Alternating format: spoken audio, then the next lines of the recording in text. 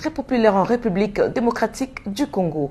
Il a, au cours d'une messe présidée dans sa paroisse de Mbujimayi, recouru publiquement aux brochures du prophète William Branham, dont il a lu quelques citations devant ses fidèles pour appuyer son homélie.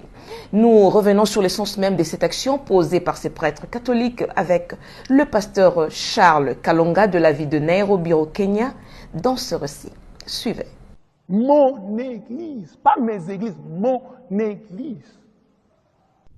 En pleine messe dans une église catholique en RDC, cet abbé lit les citations du prophète William Branham pour soutenir sa prédication auprès de ses fidèles. William Branham, qui est un des grands pourfendeurs de l'église catholique, le dit lui-même dans « Pourquoi suis-je contre les religions organisées ?»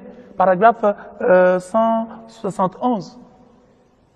Il dit que c'est l'église catholique qui a commencé au jour de la Pentecôte.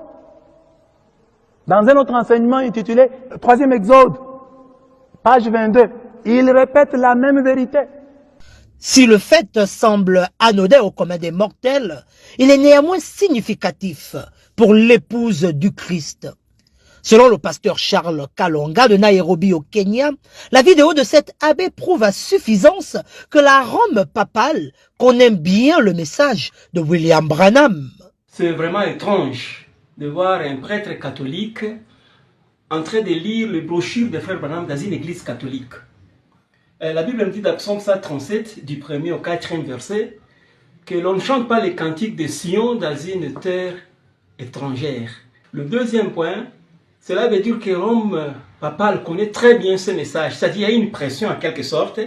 Peut-être les fidèles sont en train de quitter l'église, alors pour le retenir, pour arrêter un peu l'hémorragie, alors il faut lire les brochures pour convaincre un peu ceux croyants que non, même Branham a parlé de cette église. Bon, selon sa propre compréhension. Pour le pasteur Charles, toutes les divisions que l'on connaît jusqu'à présent dans le monde du message sont bien l'œuvre de Rome ou du Vatican qui s'est infiltré parmi les croyants. Ah, bien sûr, frère. Toutes les divisions que vous voyez, c'est l'œuvre de la Rome papale. C'est le principe même du nicolaïsme. C'est le principe même du nicolaïsme. Parce que le frère Branham dit que la Rome politique avait une seule stratégie pour bien conquérir. Il fallait diviser.